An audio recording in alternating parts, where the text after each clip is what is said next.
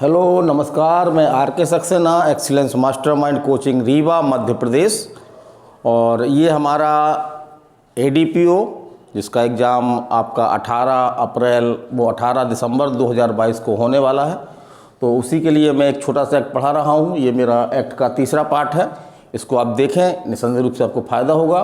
और हाँ, बता दें, बहुत सारे लोगों ने हमारा वीडियो देखा है, तो एग्ज़ाम की डेट की बढ़ने की संभावना नामात्र है, तो आप तैयारी करते रहें। 18 तारीख को आपका पेपर है। यदि इत्तेफाक से डेट बढ़ भी जाती है तो आपको एक बार रिवीजन का समय और मिल जाएगा। तो यही हमारी राय है। चलिए हम क्लास शुरू करते हैं।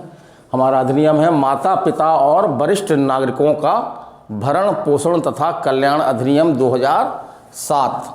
तो उसको कैसे याद रखें? 7 को 2007 को याद रखना पड़ेगा हमको। तो ये अधिनियम जो है वो किसके साथ है? तो माता पिता और वरिष्ठ नागरिकों के साथ है जो अपना भरण पोषण करने में सक्षम नहीं है। तो 7 है, उसी से हम क्या याद रखें? 7। तो 2007 हम इस तरह याद रख सकते हैं। चलिए हम देखते हैं। तो इसके पहले हमने आपको धारा 18 तक बताया है, और ये हमारा पार्ट 3 है। तो पार्ट 3 में धारा 19 से लेकर के और इसकी अंतिम धारा जो है वो धारा 32 मैं पूरा बताने का प्रयास कर रहा हूँ आज। इसमें कोई भी हमने महत्वपूर्ण बातें नहीं छोड़ी हैं। तो चलिए चलते हैं हम। तो अध्याय हम 3 की बात करते हैं। इसमें मात्र एक धारा है आपकी, धारा 19, और इसका शीर्षक है आपका वृद्धाश्रमों की स्थापना। तो धारा 19 देखते हैं हम। तो धारा 19 जो है वो वृद्धाश्रमों की स्थापना का प्रावधान करता है। भाई जो वरिष्ठ नागरिक हैं, वृद्ध लोग हैं, उनके लिए जो है वो वृद्ध आश्रम होने चाहिए। ये चीज़ ये सुनिश्चित करता है। तो वृद्धाश्रम की स्थापना कौन करेगा? तो कौन करेगा? राज्य सरकार करेगी। और इसमें अधिनियम में ये भी कहा गया है कि आरंभ में, माने इस अधिनियम के लागू होने के आरंभ में से ही सरकार क्या करेगी? कम से कम प्रत्येक जिले में, कम से कम प्रत्येक जिले में एक वृद्धाश्रम की स्थापना तो करेगी ही। और उसमें जो है वो देख रेख है, आपका स्वास्थ्य है, मनोरंजन है, इनके तमाम साधन होंगे। और ये कोशिश की जाएगी। कोशिश क्या? इसमें अध्ययन में लिखा हुआ है स्पष्ट रूप से कि कम से कम वृद्ध आश्रम की क्षमता जो है वो कितनी होनी चाहिए? तो क्षमता कितनी होनी चाहिए? 150 व्यक्तियों की। माने 150 वृद्ध वरिष्ठ नागरिक, वृद्ध है, जो निर्धन है, वो इसमें रह सकें। तो कम से कम 150 व्यक्तियों की क्षमता उस वृद्धाश्रम में होगी।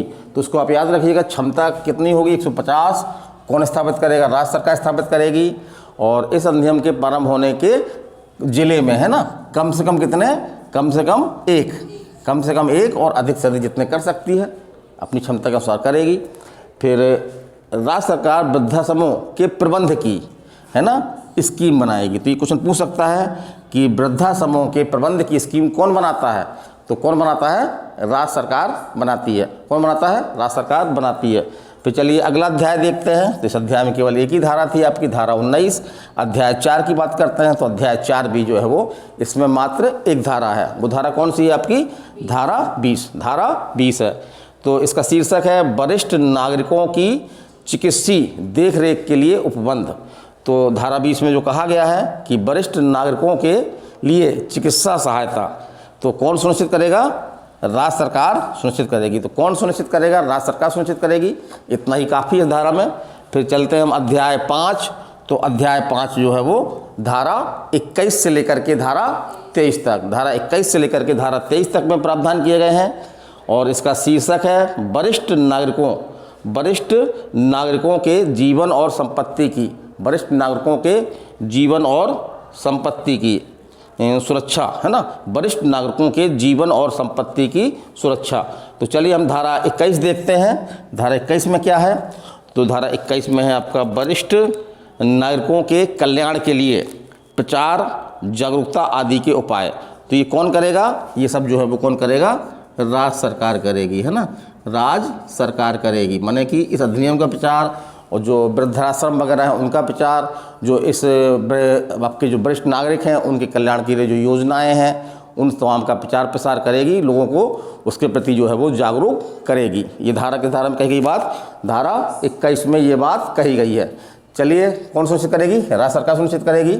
फिर अगली हम धारा देते हैं, धारा 22। धारा 22, तो धारा 22 है प्राधिकारी जिन्हें इस अधिनियम के उपबंधों को कार्यान्वित करने के लिए विनिर्दिष्ट किया जा सकेगा। तो राज्य सरकार किसको विनिर्दिष्ट करेगी? जिला मजिस्ट्रेट को, माने कलेक्टर को, और कलेक्टर भी विनिर्दिष्ट कर सकता है जो उसके अधीनस्थ अधिकारी हैं, है ना। तो यही बात है कि राज्य सरकार किसको विनिर्दिष्ट करेगी? राज्य सरकार जिला मजिस्ट्रेट को विनिर्दिष्ट करेगी, और जिला मजिस्ट्रेट किसको विनिर्दिष्ट करेंगे? तो किसको? अपने जो अधीनस्थ अधिकारी हैं, अपने अधीनस्थ को जो है वो निर्दिष्ट कर सकेंगे। फिर अगला देखते हैं इसी में, राज्य सरकार वरिष्ठ नागरिकों के जीवन और संपत्ति की सुरक्षा प्रदान करने के लिए एक व्यापक कार्य योजना बनाएगी। तो व्यापक कार्य योजना कौन बनाएगा? तो कौन बनाएगा? राज्य सरकार बनाएगी, है ना। राज्य सरकार बनाएगी या विहित करेगी। चलिए अगली धारा देखते हैं, अगली धारा 23। तो कुछ परिस्थितियों में अंतरण का शून्य होना, तो एक बहुत ही महत्वपूर्ण धारा है ये।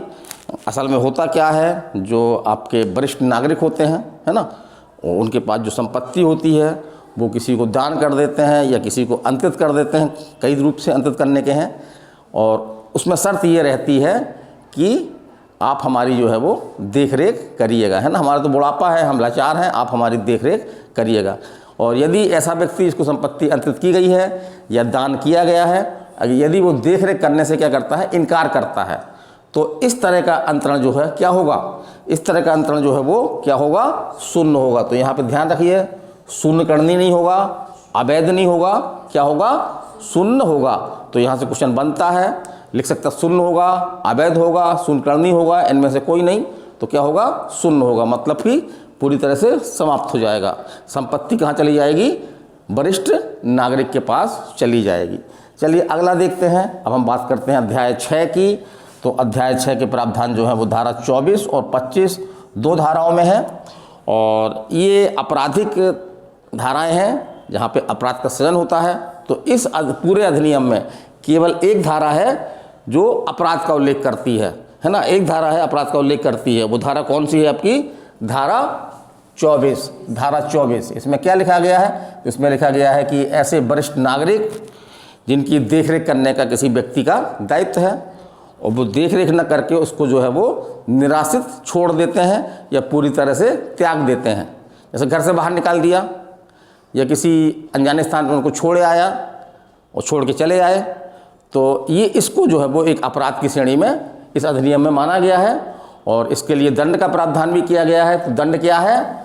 याद रखिएगा इसको, है ना, पूछ सकता है। एकमात्र धारा है यहाँ पे दंड का प्रावधान है, तो इकलौता दंड है ये। वो दंड क्या है? 3 मास तक का कारावास या, है ना, या 5,000 रुपये तक का जुर्माना या दोनों।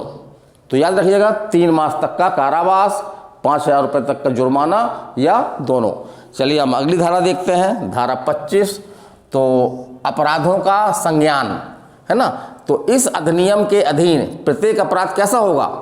तो संज्ञेय और जमानती। तो यहाँ पर ध्यान रखिएगा, जनरली जो आपके विशेष एक्ट होते हैं तो उसमें संज्ञेय और अजमानती होता है, लेकिन यहाँ पे माता पिता और वरिष्ठ नागरिकों वाला अधिनियम जो है उसमें क्या हो रहा है? संज्ञेय तो हो रहा है ना, संज्ञेय सब में होता है, लेकिन यहाँ पे जो है ऐसा अपराध जो है वो जमानती है।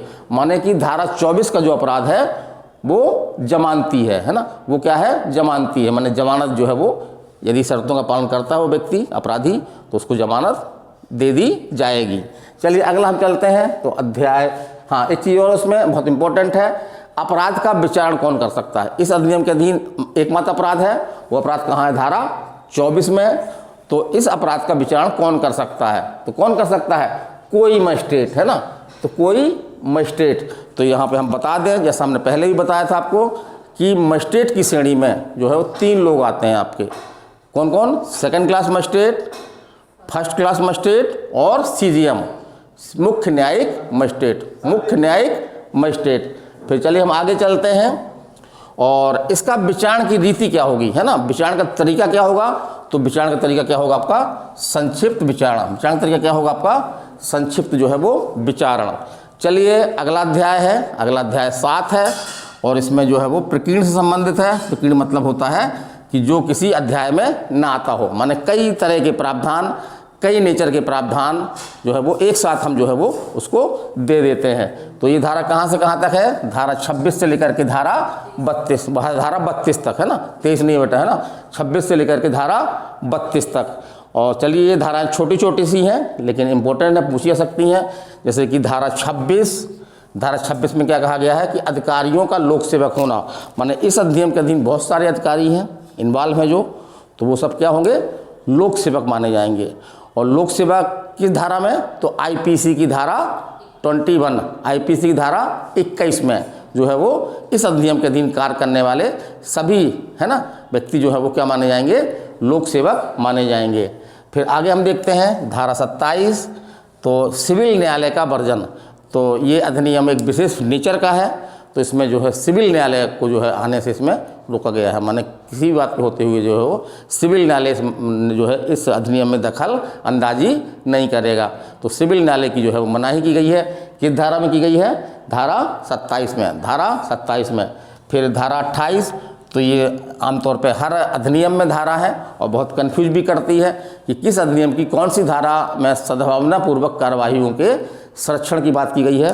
तो धारा 28 में है यहाँ पर सद्भावना पूर्वक कार्यवाहियों के लिए संरक्षण है ना, माने यदि इस अधिनियम के अधीन जो लोग काम कर रहे हैं यदि उनकी नीयत अच्छी है ना, नेक नीयत है, तो अगर धोखे से नहीं कहेंगे, नियत है और उसके किसी कानून का उल्लंघन हो जाए, कोई गलती हो जाए, तो इसके लिए उनके ऊपर जो है वैधानिक कार्रवाई नहीं की जाएगी।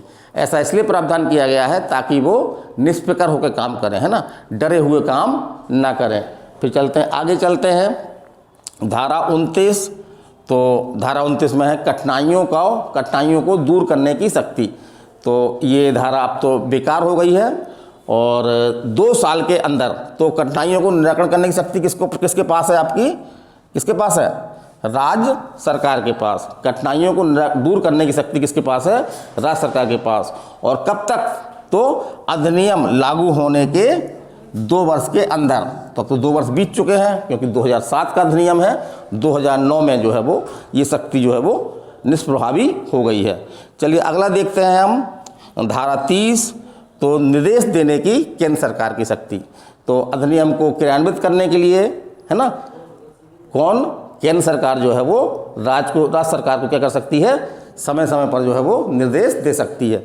तो केंद्र सरकार किसको निर्देश देगी, धारा 30 में राज्य सरकार है ना, राज्य सरकार को निर्देश देगी। फिर हम बात करते हैं अंतिम धारा की। अंतिम धारा कौन सी है आपकी, 31। तो केंद्रीय सरकार की पुनर्विलोकन की शक्ति, केंद्रीय सरकार की पुनर्विलोकन की शक्ति किसमें है, धारा 31 में है। और इसके अधीन क्या कर सकती है, इसके अधीन केंद्र सरकार जो है वो अधिनियम के कार्यान्वयन को, भाई अधिनियम का कार्यान्वयन ज़्यादातर किसके पे निर्भर करता है, राज्य सरकार पे। तो क्या जो अधिनियम के मूल उद्देश्य है, अधिनियम को किस तरह से कार्यान्वित किया जा रहा है, इस बात का जो है वो अवलोकन या निगरानी कौन कर सकता है, केंद्र सरकार कर सकती है ना। तो इसके कार्यान्वयन पर निगरानी पुनर्विलोकन का काम किसका है, केंद्र सरकार का है। तो ये हमारा आज ये एक्ट ख़त्म हुआ और बच्चे हमारी मांग कर रहे हैं कि हाँ धारा 32, हाँ 32 धारा और बची हुई अभी है ना। तो धारा 32 बच्ची ने बताया अभी, तो नियम बनाने की राज्य सरकार की शक्ति। तो इससे क्वेश्चन इतना ही बनता है कि धारा 32 में जो है वो नियम बनाने की शक्ति किसको प्राप्त है। तो धारा 32 में नियम बनाने की शक्ति किसको प्राप्त है, किसको प्राप्त है, राज्य सरकार को, राज्य सरकार को। तो इस तरह से हमारा एक्ट खत्म हुआ। ये 3 पार्ट में था, आज ये लास्ट पार्ट था। और इसके बाद बच्चों की मांग पर हम जो है वो ST/SC जिसको हम हरिजन एक्ट बोलते हैं जनरली, वो हम शुरू करेंगे। तो उसको आप देखिए, अच्छा लगे तो चैनल को सब्सक्राइब करिए और इसको अपने दोस्तों मित्रों को शेयर भी करिए। और प्ले लिस्ट में जा कर के आप इसके हमारे पुराने वीडियो जो अभी इसके एक्ट के इसी आपका जो ADPO का एग्ज़ाम है उसके उद्देश्य से बनाए गए हैं, तो उनका भी आप अवलोकन एक बार अवश्य कर लें। तो अगले वीडियो तक विदा लेता हूँ, नमस्कार, धन्यवाद।